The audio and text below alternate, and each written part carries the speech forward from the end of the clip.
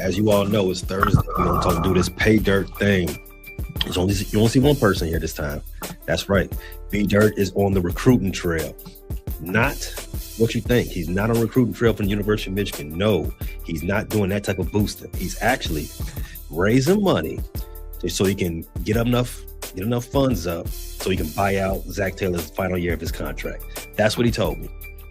So while I'm here by myself, as you know, it's playoff season. And you know how they do in baseball. It's a bullpen game. I'm calling in the strong right-hander out the pen. Tim Lyons, help me out here, guy. Yeah, hey, I'm here. I'm ready to throw some heat. I'm ready for this. Welcome. Hey, thank you for having me, buddy. Thank you for having me. Man, hey, when PayDirt told me he had some business to handle, I said there's only one guy I can have with me to help me do this. That's right. Only one guy. Yep. You called in the short Mexican with the strong arm. Here we go. LTO. Let's go. So as we all know, there's a big game on Monday. A big game. Those guys in Miami, at the University of Miami, hosting, even though they're the underdog. They've got Indiana in a university of it. I'm sorry, I was coming to a different school. So, Tim, Notre Dame didn't make the playoffs this year. Miami, it was a large thing between them and Miami. How do you think? Well, first question. One, was it the right call to have Miami in that spot instead of Notre Dame? Now, considering the fact that Miami is now in the championship game. Actually, I wasn't against Miami being in there. It was the Alabama side that I was against going in there, and then the whole Tulane and James Madison University of Holy Mother Mary of Teresa University in there. That's what I was really against. Other than that, Miami beat us. They deserve to be in there. Texas A&M beat us, and they won their division anyways, I believe. So, they belonged. They belonged in there. I'm happy to see that, IU is really opening up my eyes because I was like, man, IU's pretenders. That's how I felt about it. IU's made me eat crow. I'll tell you right now. IU has made me eat crow. Miami's defense, they bullied OSU, and then they handled business against Ole Miss as well. So, I'm not going to say they made the right call, but the right outcome came into the college football national championship. It's hard to disagree with you there. Miami, they started the season, a lot of conversation about them being the number one team in the nation. I think they got to be as high as number 3. Number 4. Yeah, I think 3 or 4. And Indiana's they've been a dog all year long. And I've been saying they're the best team in the nation for the last, I think since week 7. I was convinced, like, you know what? That's the team right there. So I'm happy. I'm happy that we got 2 actual teams that I think should be in this conversation. Not none of the Cinderellas and nothing like that. I wanted to see 2 of the dogs battling it out. And this is going to be a good game. You got that big, beefy defensive line for Miami versus an Indiana team that's very, I guess, senior. I guess that's a good word, senior. They've got grown man strength because a lot of these guys are upperclassmen. And they're led by that spunky Heisman, Matt Mendoza. Well, Matt's not his first name. I'm sorry. But Mendoza. I forget. What the hell's his first name? Well, Fernando. No, is it Fernando Mendoza? Yeah, you're right. So, but they've got their own stars over there on Miami Tide too. Malachi Tony, he's a dog. I think he's like 17 years old. Yeah, he's going, when he's all said and done with the University of Miami, he's going to be one of the best, and that's crazy to say because Miami's had a lot of best out of that school. But anyway, let's get to the game. The spread is 8.5 in Indiana's favor. Total 47.5. Which way are you leaning with this, as far as who will win this game, Indiana or Miami? Yeah, you know, Indiana, they've done an amazing job this year. You know, they took their roster and they made them into this elite, national, battling for the national championship. But Miami can also bully some people. Now, if I was betting on this right here, I'd take Miami because of the points. I don't think it's going to be a 8-point game. I think Miami covers those. Excuse me. I don't think IU covers those points. I would take Miami if it was me, but I think Indiana comes out to be the winner. But I don't think they're going to win by 8.5 points. I am with you there by a lot, because I do not think Indiana's 8.5 points better than Miami. Now, granted, Indiana has annihilated everybody they've seen so far in the college football playoffs. Miami, right, on the other hand, they've won some squeakers. But 8.5, I gotta feel like that's I guess that's playing the result based on what you've seen so far. No disrespect to Indiana, they deserve to be the favorite. But it's disrespect for Miami for them to beat such a prohibitive underdog. Style makes fights in football. You know what I mean? Just because you destroyed that team over there don't mean you do the same thing to me. So I'm with you there. I like Miami on the points to this.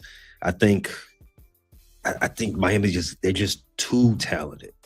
And Carson Beck, he's been here before versus some of the guys in Indiana who, I mean, they've got experience. They was in the playoffs last year. But 8.5, I like that. I like the juice on that one. I would actually bet it up a little bit more just to get a little more juice, just to like cover my butt a little bit. But we start this show with an agreement there. We're gonna take Miami first pick on the slip. Can I interest you in any of those props on this game? So they got any props on Tony at all? Let's find out. So I just passed up his touchdown prop. We'll go back to that in a second when the page loads up. So let's see. TD scores for the game. We've got, let's see where Malachi Tony is sitting right here. DraftKings might be watching, so that's why they're slowing it down so they can fix some stuff up.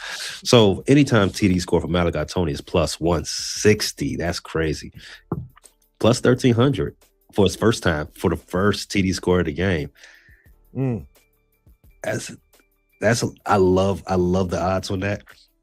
It's a little risky for this, what we're doing right now, but I might put that in on something separate. I think I would do. I think for me, I would do the anytime touchdown score for Tony. I don't know if it's going to be the first touchdown score. I don't. That's pretty steep, but I guess you can put a couple unit, put a unit or something on that. Just something, just a little something. Maybe you win. I don't know. Yeah. I mean, he's so talented. I mean, he might be the one to break the seal. But at plus 1,300. Hey, that's my night right there. If he scores first, I'm like, hey, everything else after that is cake. But yeah, plus 160 for Malachi Tony getting a touchdown in this game. I like those. I mean, it's not the most juice in the world, but I like his odds to score in this game. Passing props for the two quarterbacks, Carson Beck and Mr. Mendoza. Oh, I did not know until this week. He's actually from Miami. I did not know that. That's crazy. Yep. I don't know who Miami's torn in this game. They got VU, and then they got a child of the area. So that'd be a hard, thing. But unfortunately, all of Miami's not going to take over the whole stadium. They're going to split those tickets 50-50 between Indiana and Miami fans. So they're going to be a little bit of both in there. Yeah, you know it.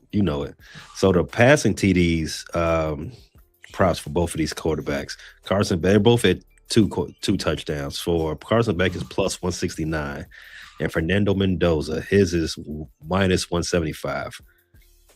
Any of those interest you a little bit? Um, I would say of course, I guess if you just want to put a bet on something, I would say Mendoza two plus touchdowns. You know, Mhm. but I don't know if you want to get a little. I think Carson Beck could end up throwing 2 touchdowns himself. I don't know. It's kind of. I guess you get better. You would get what better odds with the Carson Beck, or no? I'm sorry, with the Mendoza touchdowns, right? Than the Carson Beck bet. Well, yeah, you're right, but I think I feel more comfortable saying, if this was me, Carson Beck throwing two versus versus Mendoza. I mean, no disrespect for the Heisman Trophy winner, but I think Miami's going to have a lot more scoring in this game because based on everything we've seen from Indiana, Indiana can move the ball Right. if they want to. Indiana can Right. move the ball. They can score. And with the odds the way they are for Carson Beck, I think he can get two. I would be more comfortable putting that on there just because. Yeah, and that's the thing is like a lot of those touchdowns last week that Mendoza got, he was already sitting in the red zone. He was already Mhm. sitting there. That defense got the turnovers in the red zone, and what did he throw, like 175 yards and 5 touchdowns last week, whatever the hell it was, 4 touchdowns. It's something. Yeah, yeah. Yeah, I think he's facing a little bit tougher defense. I could still see the 2+ touchdowns, but I think I'm in agree with you too with the Carson Beck. I'd rather lean towards the Carson Beck 2+ touchdowns. All right. I'm gonna hold that off just Yeah. until we talk NFL. So we might come back to that. So, all right. Do we have anything else from this college football? The last college football game of the year until August, but a savor it. Nope. All right. So let's go No. ahead and take a quick break, real quick break. We're going to switch on over to NFL, and when we come back, we're going to talk divisional round of the playoffs.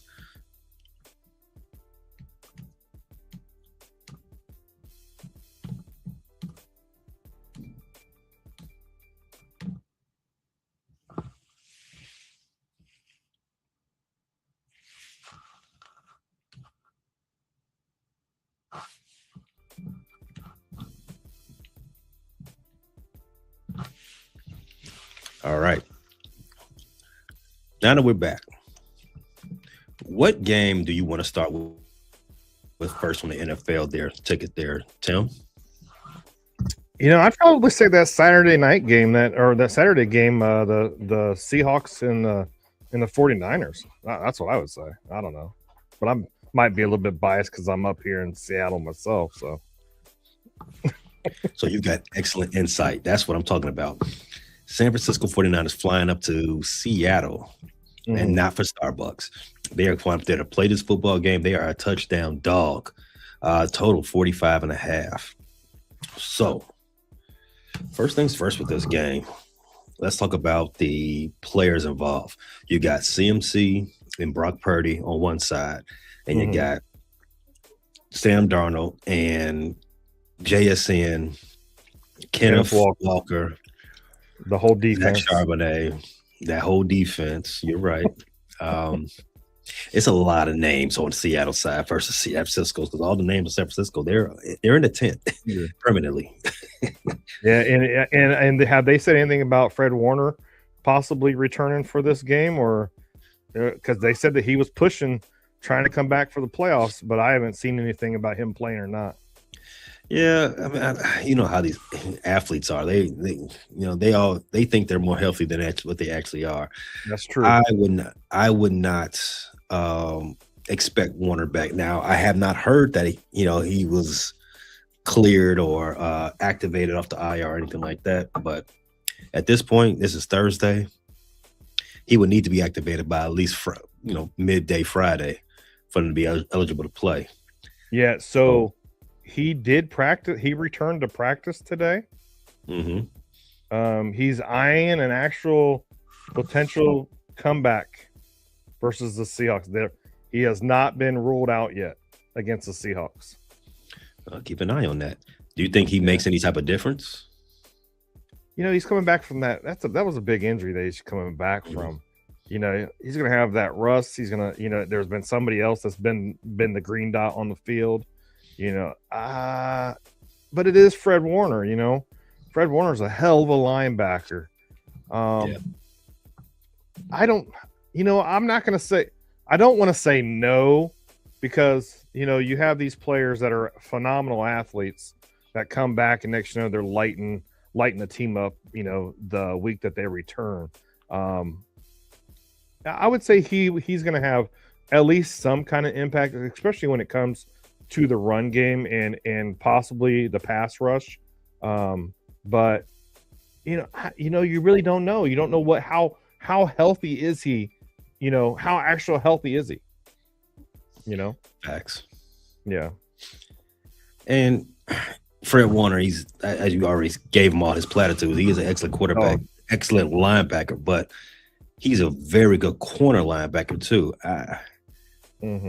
He would be immensely help. He would be a great help for them to be able to stop some of that stuff that they do in the middle. Now, saying all this, if he was able to come back, he's going to be on a pitch count. Yep. He will not be able to put 50, 60 snaps out there. He'll have to share it with who was the guy that they had spelling him? I'm blanking on his name. Was it Baker? I don't know what his name is, to be honest with you. Well, in any case, he'll be sharing the snaps with them. So I'm not going. If Fred Warner is able to play, they're a better team with them, but I don't think they're a good enough team to cause any type of disruption to where I think this game is going. I think this game is headed directly in Seattle's favor. They're a more healthy team, and San Francisco's defense, with Fred Warner or without Fred Warner, they're not where they want to be. I think Seattle's offense will have no difficulty moving that ball, especially at home. And as you said, pretty decent weather for this time of year. Oh yeah, it's been in the 50s and no rain. It's the way it's supposed to be on Saturday as well. It's gonna be some nice weather. But like for me, I see it's a 7-point game. Like if I was to pick, of course I'm picking the Seahawks to win the game. I'm picking the Seahawks to win. But personally, I don't know if I would even bet on this game to be honest with you, because it's playoff football. They're divisional rivals as well. We've seen a lot of tight knit races throughout last weekend, besides that shitty ass Steelers Texans game. But we saw some tight races. What's that? You like that game? No, I felt that should have been on the radio, bro. That should have been on the radio, not on Monday Night Football. Should have been on the radio. But anyways, I agree. It should not have been on Monday Night Football. Right. But I don't know if I would actually. I guess as a fan, I would bet the Seahawks to win and bet even with the points. I think they cover. I think they are going to cover the points, because the last time the Seahawks played the 49ers, they shut the 49ers completely down. CMC was shut down. Brock Purdy was shut down. They were just running the ball, and I think they had, I forget how much time they had with the ball. I think it was I want to say 35, 40 minutes with the ball too.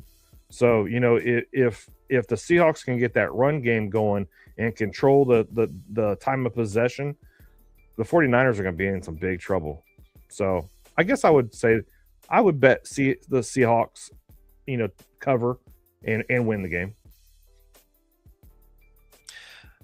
We see the game the same way. I think that's I don't even want to say major reason. Kevin Patullo, offensive coordinator, well, let me say former offensive coordinator for the Philadelphia Eagles, why he was fired. I mean, as soon as their season ended, if it didn't end in the Super Bowl, he was going to get fired, because their offense has been sputtering all season long. Awful. As you stated, San Francisco 49ers, they have an obvious liability on their defense. They can't stop the run. They have the Eagles have Saquon Barkley. Now I know you didn't have Lane Johnson, and the history would prove that without Lane Johnson, they are a worse team. The numbers all bear out. But if you don't at least try to, didn't Saquon have a really good game before he got hurt. He was playing. He was running the ball down their throat until he got hurt. And that's a part of the point. They have more than just Saquon. I mean, their ability to control the clock. Yeah. The Philadelphia Eagles' ability to control the clock extends beyond Saquon. They didn't do it, and that's exactly why San Francisco's here, because you let them stay on the field long enough to be able to beat you. Seattle's not going to play that game with you. As you always stated, Kenneth Walker, Charbonnet, and all the other offensive weapons, they're not going to give you any type of opportunity for you to build up a lather with CMC and Brock Purdy and Juwan Jennings and whomever else. I can't see how Seattle doesn't grind this game, maul them, and pretty much move on to the next round. I don't want to say unscathed because it is a division game, right? But by the time this game is over, the final score is going to look like it was an easy game for them. I'm agreeing with you. They covering that win. Yeah. What do you think about Jackson Smith-Njoku's props here, though? They got him for any time plus 100. Basically, they're saying he's a lock to score. I'd say yeah, because if you look at him the whole entire season, he had 100+ receptions, over 1,000 yards receiving. I think he had 10 or 11 touchdowns throughout the year. During that time, JSN, he was, even though he might have started the first half with 25, 30 yards, but that second half came along, JSN was getting the ball and he was scoring a touchdown. I like that bet, to be honest with you. I really do like that bet. I do too. I'm gonna go ahead and add that to the slip. I don't think there's anything stopping JSN from scoring. Again, we talked about San Francisco's inability to stop anything from opposing offense.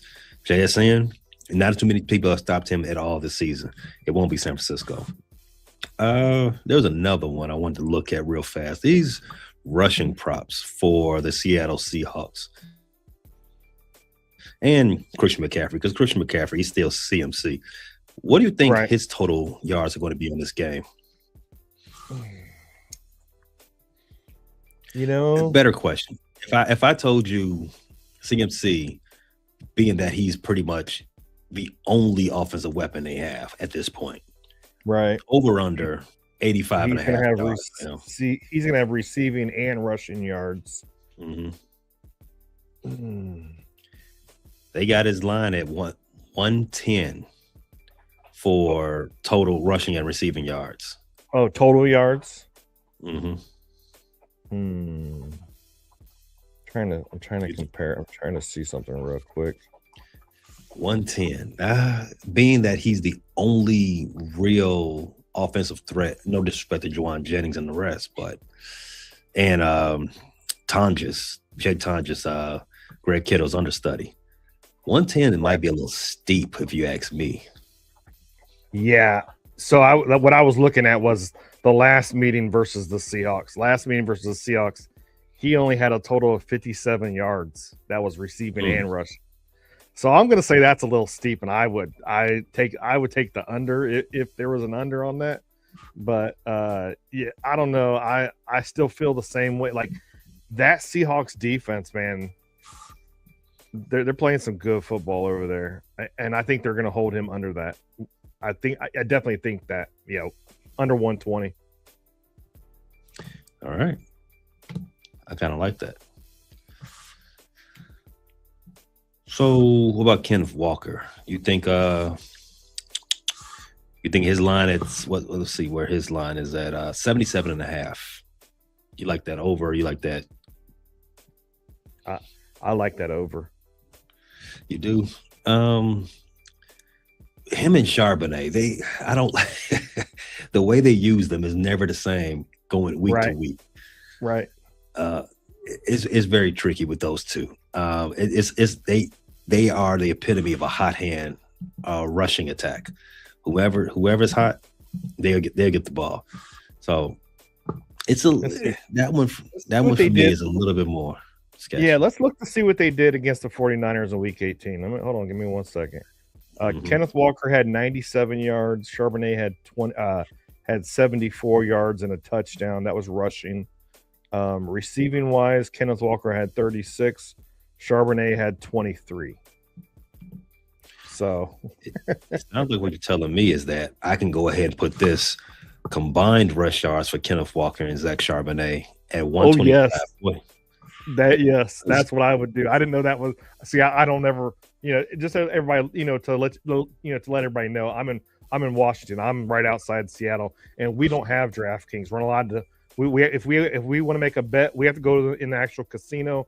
So I'm like new to this whole DraftKings thing. And I'm jealous. I'm jealous, Pay. I'm jealous because I'd be betting that right now today. All right.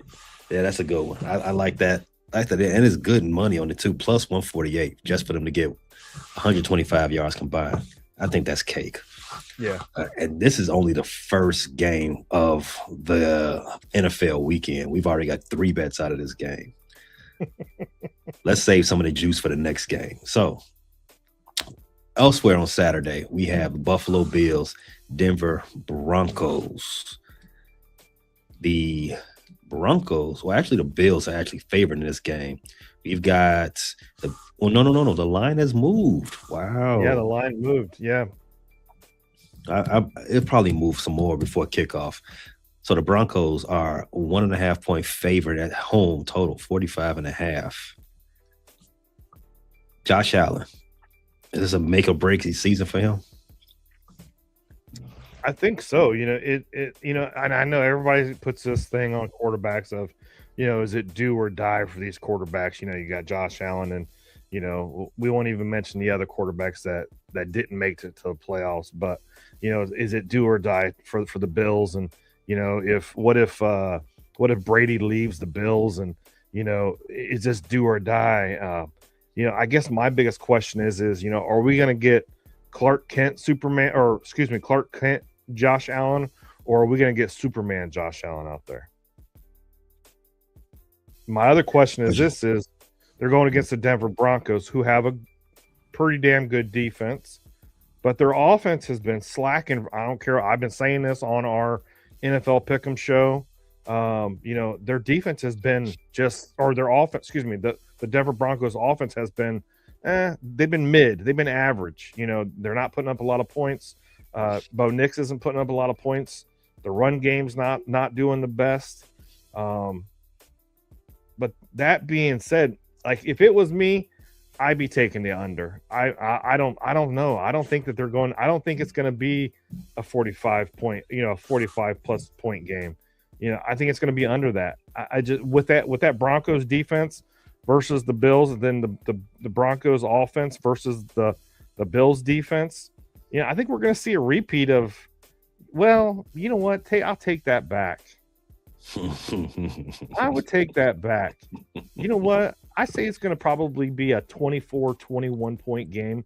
So hell, that would be only 40. That would only be 45 points. So yeah, I'd still be taking the under. But that's me. That's very close. Very close. That's a dangerous game. So dangerous. I'm gonna stay away from the total because I do think I am thinking the same way as you. The Broncos play a lot of close games. The Broncos offense, I'm not convinced about it. I like RJ Harvey, but he's not at that point in his career where he's a world beater. I've been saying it for the longest. I think Bo Nix is at his ceiling. I don't think what you see right now is what he's going to be for the rest of his career until he falls off. I don't think he's all that. I think he's okay. He's just an okay quarterback. Bo Nix actually reminds me of Justin Herbert. He has his good games, and then he's mid. He's mid to awful the next. That's just how I feel about it. That's it's interesting. Justin Herbert has fell off a lot. That's what I'm saying. But I think we're both agreeing that we expect the Broncos to win this game, though, right? I don't know. I don't know. I don't know if I'm picking the Bills or the Broncos to win this game. It's just I think the Broncos have the better defense. Mm-hmm. The better quarterback, of course, is Josh Allen. Mm-hmm. And they got James Cook as well, who's a good running back. I think, you know what? That being said, because you always look at who's the best player on the field. And that's Josh Allen. I don't care what anybody says when it comes to this game right now. I could also say PS2, Patrick Surtain is the best corner on that field against the Broncos or against the Bills as well. But yeah, I think, you know what, Pay, I'm right there with you. I'm taking the Bills over the Broncos. The Bills over the Broncos? Yeah. Wow. Okay. You're going with that theory of best player wins, huh? Okay. Yeah. That's what, because, well, yeah. What do you do? Like, what do you do in this circumstance? You're looking at a good defense versus Josh Allen and that offense and what he can do, and and James Cook, and then you got Bo Nix versus the Bills. I don't know, man. I don't, with the way, if Bo Nix has been playing lights out football for these last 6 weeks, it'd be a different conversation right now. True. It would be. It would honestly be a different conversation for me. But I would be, you know what? I'd be taking the Bills and the points. But this ain't my money. I am more bullish on the Denver Broncos.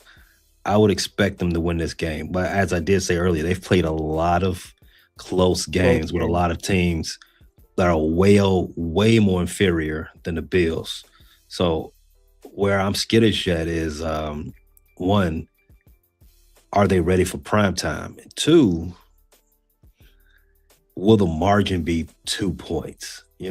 Because they'll mess around and win a game by 1 and really irritate the soul out of you. Yeah. So for me, I'm gonna just push away from the table from this game. It's just too close to call. Yeah, I agree.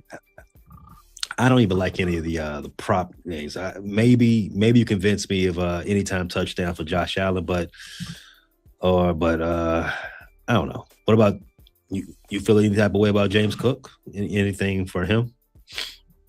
I think you could probably get an anytime touchdown with James Cook, but I don't know. I don't know if it would even be worth it. I don't know. I kind of feel the same way you do.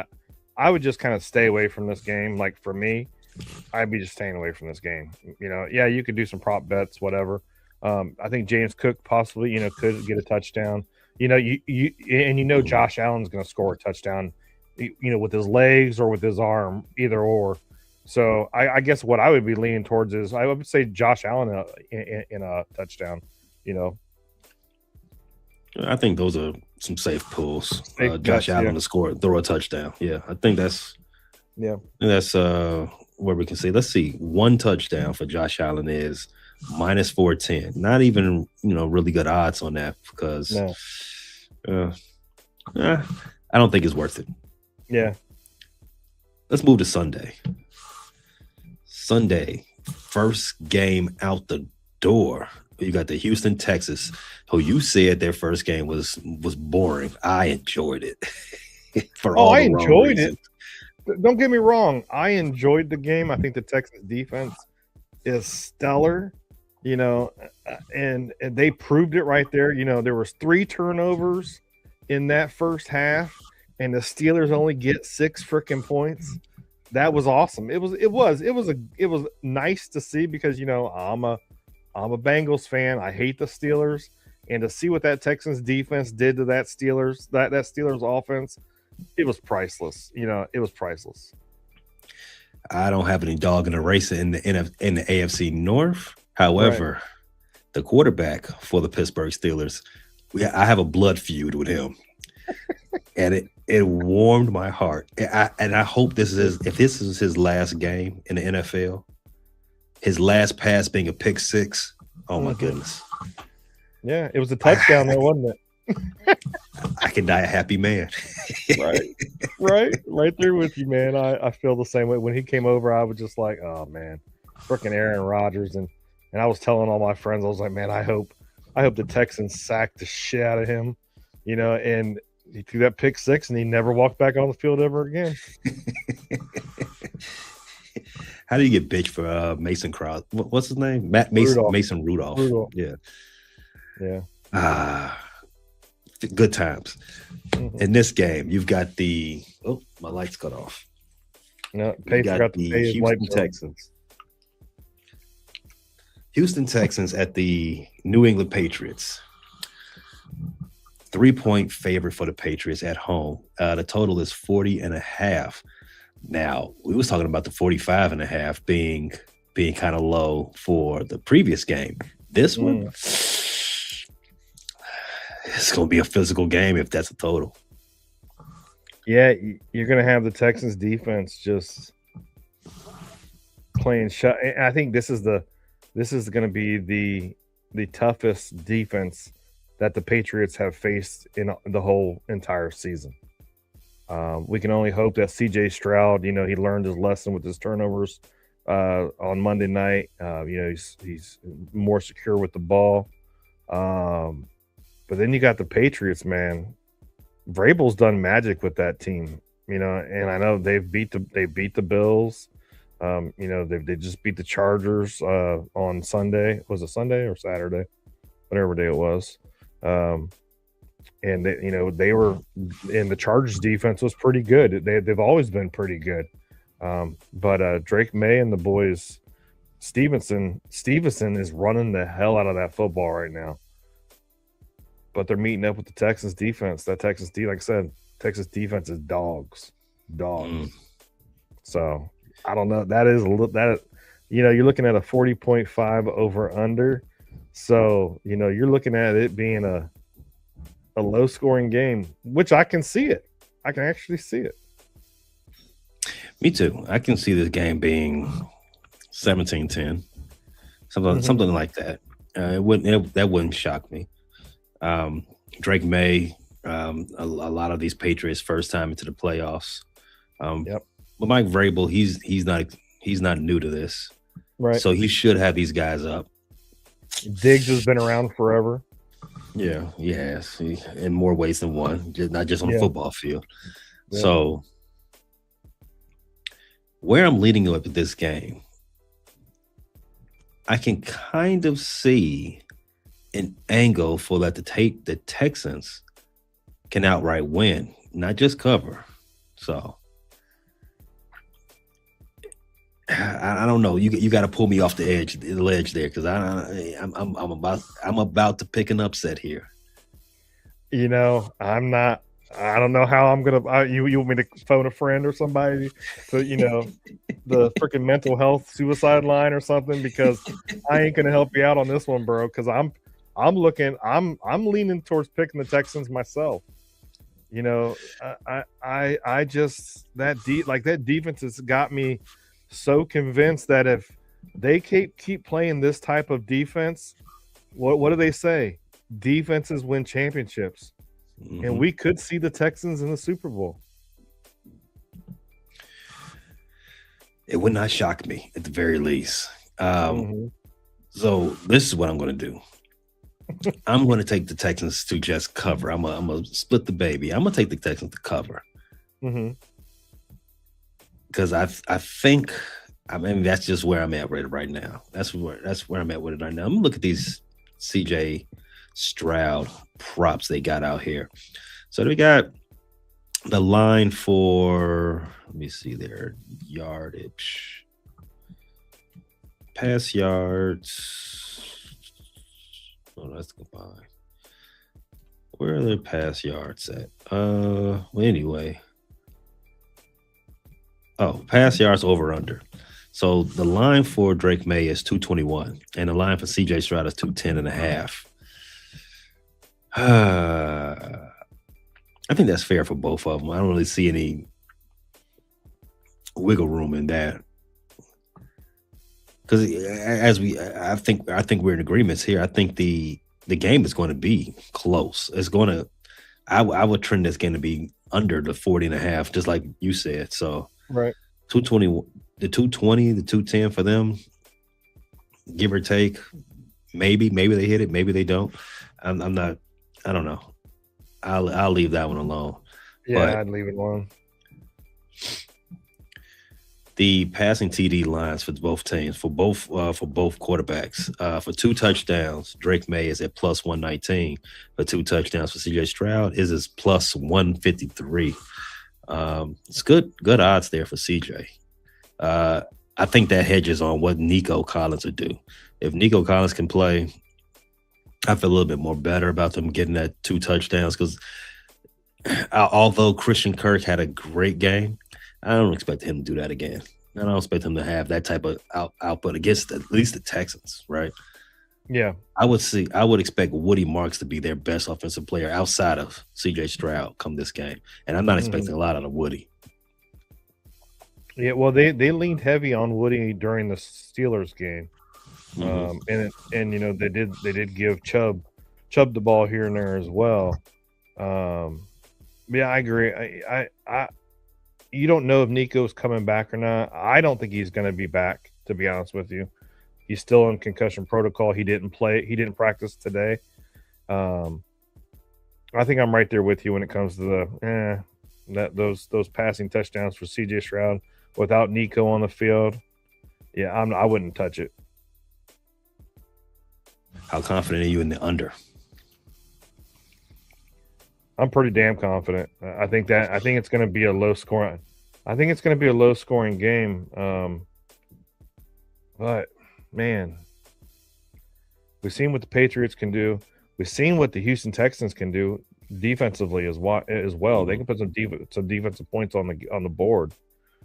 We could still look at even though it might be a low game, we could still look at 24-20 game or something like that. So you're still going over the over or the over under.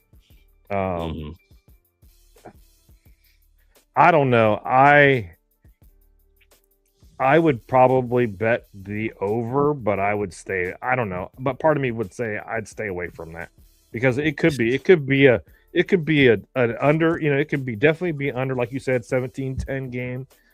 But then we could be looking at we could be looking at a 31-28 game. It all depends on who steps up and who performs better. All right, you talked me out of that one. You're welcome. Let's move on to the last game of the weekend. LA Rams coming to Chicago. Mm-hmm. Now you got to remember when you're betting this game. Remember when you're betting this game, Pay. You got to take that bias out of this. You're messing with your money. I'm gonna try. I'm gonna try. Okay. No fingers crossed. I'm gonna try. Okay. The line is 3.5. The Chicago Bears are actually the home dog. Total 48.5 is actually still sitting high. The highest total that we've seen for the weekend. 52% of the money is with LA. The last time LA played the Bears in the playoffs was it 1984? I think. Is that correct? I don't know. Let me think about that. I don't know either. Let me Google. Let me ask Google. So here's why are you looking that up? I'm going to talk about the Bears in this Rams game real fast. I said on the previous show that this game is going to come down to two factors. One, the weather in favor of Chicago. There's bear weather. And two, the ability of the Rams to pressure the quarterback without having to send any additional help. They have one of the highest pressure rates in the NFL versus one of the lowest blitz rates in the NFL. They also don't load the box either. It's really just a straight up nickel defense for the most 3-4 nickel, whatever the base is. I'm not too certain on that. And one of those things helps the Bears. The Bears are a fantastic rushing team. The weather will probably play a factor in that as well. If the weather makes them want to run the ball a lot, the Rams are not going to stop them as far as trying to convince them not to. They're going to line up in their base set. They're going to bring anybody up. They're not going to load the box. You're going to have those same safeties that they prefer to have back there. And you say, if you want to run, try it. So to that point, this game can go either way. The Chicago Bears like to run, and the Rams invite you to do that. Yep. And to that point, it for me, it really depends on how comfortable the Rams can be in the inclement weather that's going to be on Chicago. Because today is 20 degrees. Come Sunday, it's going to be less than 10 at kickoff. Yeah, and as we know, Stafford is an indoor guy. Mm-hmm. You know, and it's going to be cold.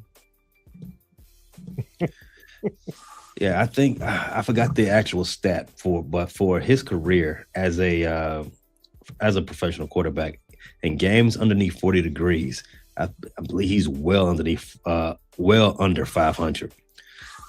Something like I think it's one of 9, something like that.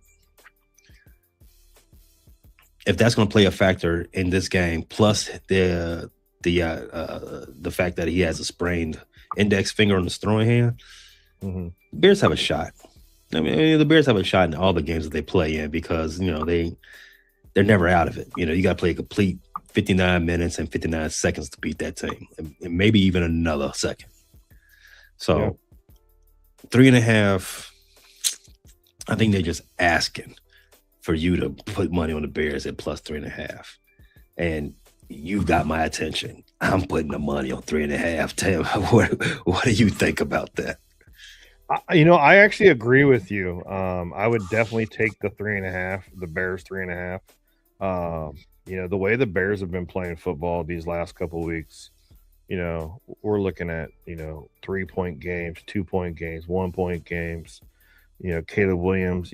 I know you guys have been down like 3 quarters. And then that fourth quarter comes around and y'all just cardiac cats coming down there, just or cardiac bears in this case. Just pushing the ball down the field, scoring touchdowns, just making things go. And you like as you know, Pay. I'm not a Caleb Williams supporter. He's from USC.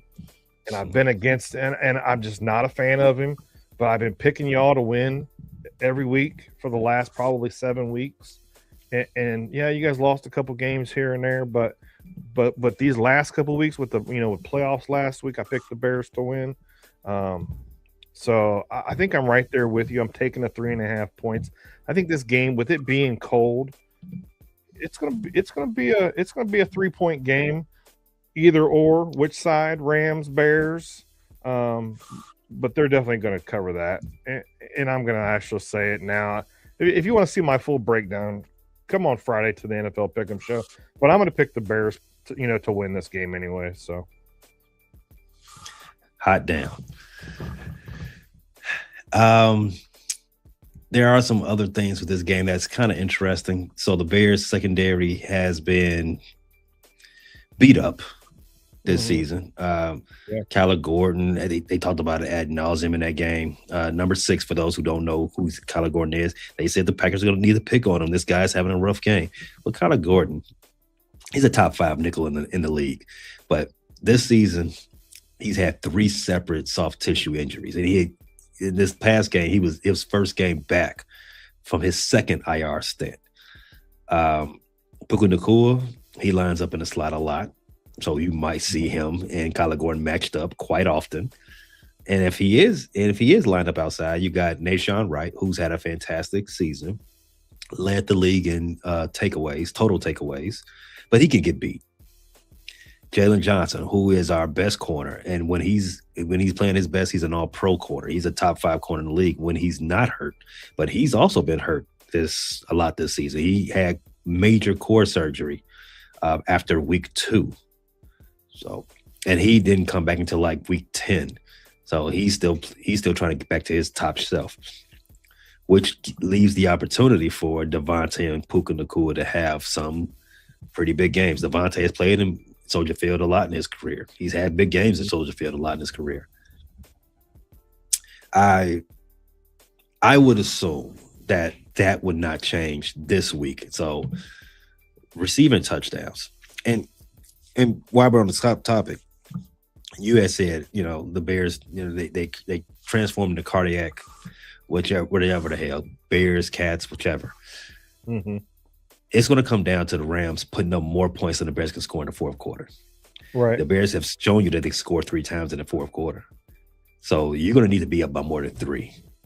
I don't think they could be up more by 3. So that's more to my explanation why I'm taking the Bears at plus 3.5. But back to these receivers.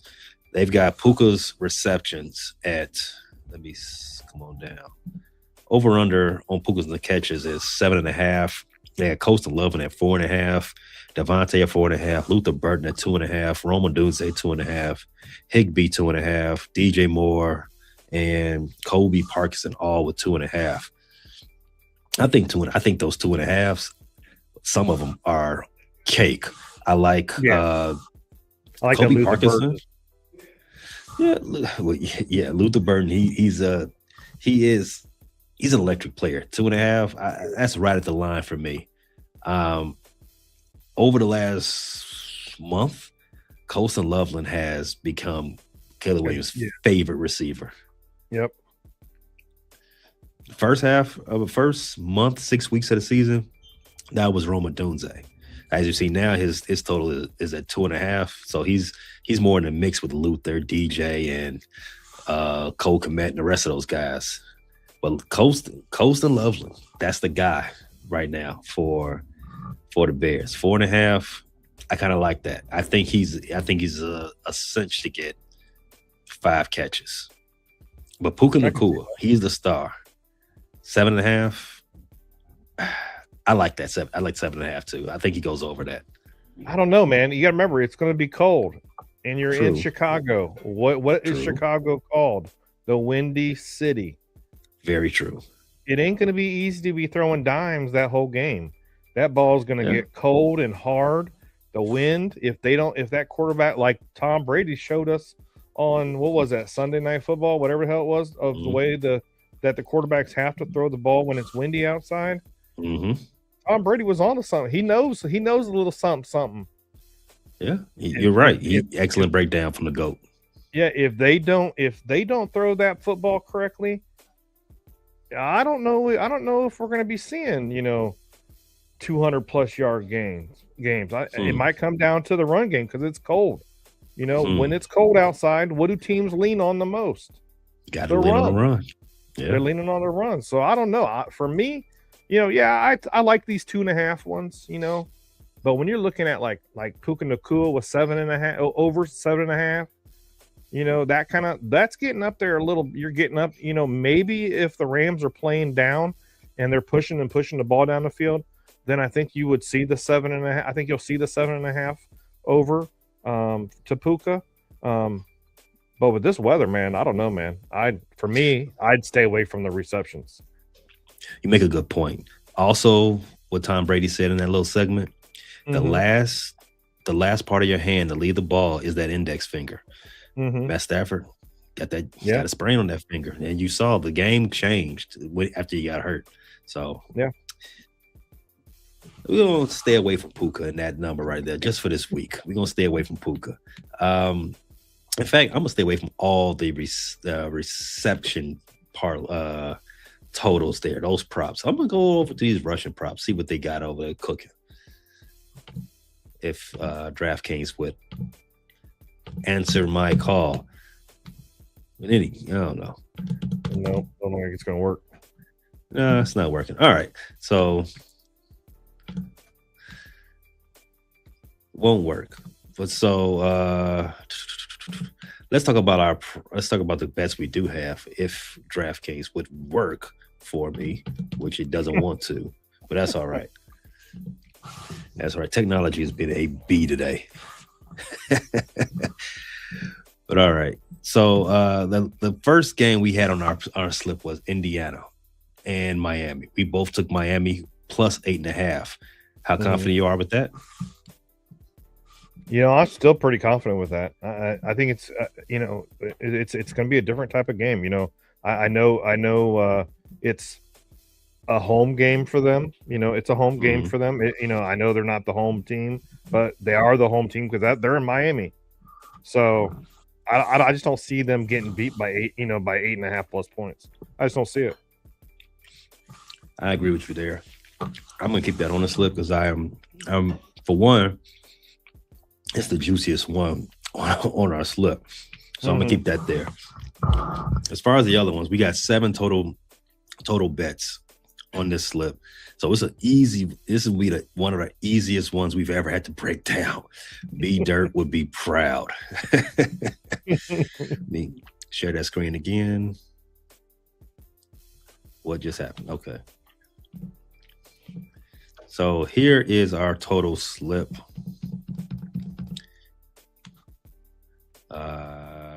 Once again, I'm not getting a response. I think this is just Google. I think Google hates me today. Now I'm getting a spinny. But in any case, the other games we took the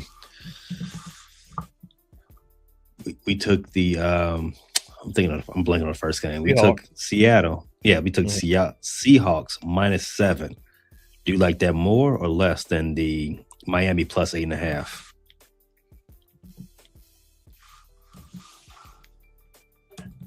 I think I do like the Seahawks one more,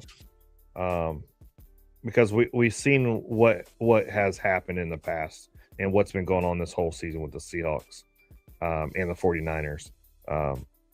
Like that Indiana or the IU versus Miami game, I still don't feel like they're gonna, but we have seen IU go out there and slaughter teams.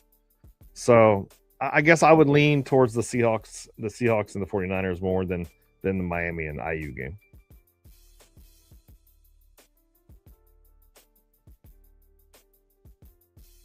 I think I lost Pay. You still there, Pay? He's either frozen or he's in La La Land. This is pretty awkward because this is his show. Pay, you still there, buddy? Uh-oh. I think I lost Pay. Uh-oh, I did. I lost Pay. So here we are. Guys, this is the PayDirt show. I'm not Pay and I'm not Dirt. So I'm just going to have to spitball here. He actually is not connected. Here he comes. He's back. I was like, damn, dog, you left me. I was like, you left me high and dry. My Chrome crashed out the blue. How you like that for that? That's why you're having problems with DraftKings. Yeah. So now we're back. Let's I got the DraftKings pulled back up. So let's look at that real quick. Here's our slip. Our total slip here. We got Miami plus 8.5, Seattle Seahawks -7, Chicago Bears plus 3.5, Houston Texans plus 3, the under 111.5 for Christian McCaffrey on his total yards, and we have Kenneth Walker and Zach Charbonnet combined rushing yards of 120 plus 125. Jackson Smith Najigba anytime TD score. So we have 7 total picks on our slip. Now, I would probably get rid of. You know what? I'm just gonna let you know. What I would probably get rid of is the JSN one. Really? Because we already know what the Seahawks like to do. They like to lean on the running backs. They like to run. And if they do throw the ball, it's going to be short little passes to the halfback. Slant passes to JSN or to Barner or I forget what the other tight end's name is. Aurora, I think that's what his name is. But I think the sure bet is going to be the combined Kenneth Walker and Charbonnet. That's interesting because funny thing for DraftKings, they don't allow you to put that type of bet into a parlay. So, gotcha. That's the funny thing, and I knew it when we talked about it, but I do like that. I like that bet so good. I'm going to bet it. I'm betting that separately, but nice. for parlay specifically, that one can't be attached to it. So Gotcha. it sounds like you are a little bit skittish on JSN. So we're gonna have to replace that then. Well, I don't know about replay. I still think he's going to get a touchdown. But if you want guarantee, but the thing is I believe that Charbonnet and that Kenneth Walker bet is more probable going to happen because they like to lean on the run. They like to run.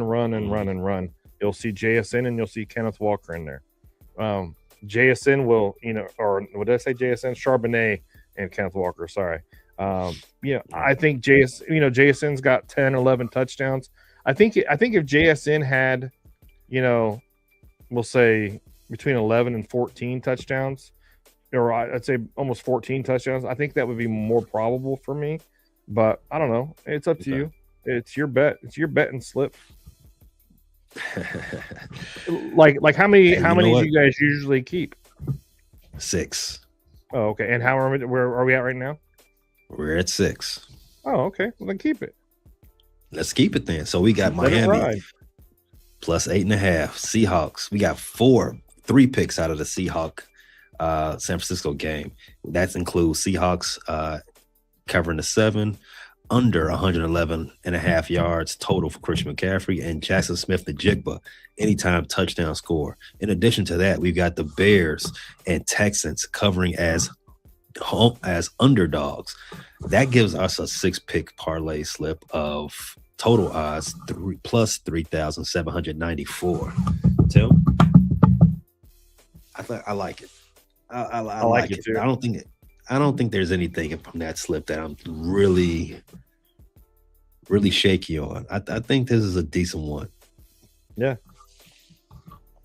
I like it. I have my brother that texts me all the time. He's like, "Hey, who should I take? Who should I take?" And I'm like, "Dude, I don't bet here, but this is who I would take. This is who I would take." And then he's like, "Oh, well, I'm going to take this team." Then he loses. I'm like, "Well, that was on you, buddy." So that's funny, but I want to appreciate you jumping in. Then you had all the good stuff come out of the pen, man. You're as you said, you're the short. What did you call yourself? The short Mexican. The short Mexican right. The short Mexican right-handed heater. That's what you were getting this whole time. And that's how you win the World Series, right there. You got to have good bullpen work, strong power arms out the pen. Yes, Tim, sir. What any RTJ are running through the jungle tonight? I don't know yet. I got to talk to Justin. Justin wants me to call him after this show, and then we'll see what's going to happen after that. But you guys can check us out on Friday on the NFL Pick'em Show. We're actually going to go over our picks from last week's wild card games, and then we're going to pick them live for this week's game. So, check us out. We'll be live at 6:30. As always on Fridays. So come check us out. And before that show starts, Frustrated Chicago Sports Fan Channel, we will have our divisional round preview between the Bears and the LA Rams. Check that out. That will be dropping to your feeds right before, about an hour or so before Justin and Tim usually go live at Running Through the Jungle. So thanks everybody for watching. Make sure you put those slips in. Get some money. We want everybody to get paid. 2026 is the year to get paid. So, once again, from everybody here at Running Through the Jungle and Frustrated Chicago, thanks for watching as we attempt to reach PayDirt.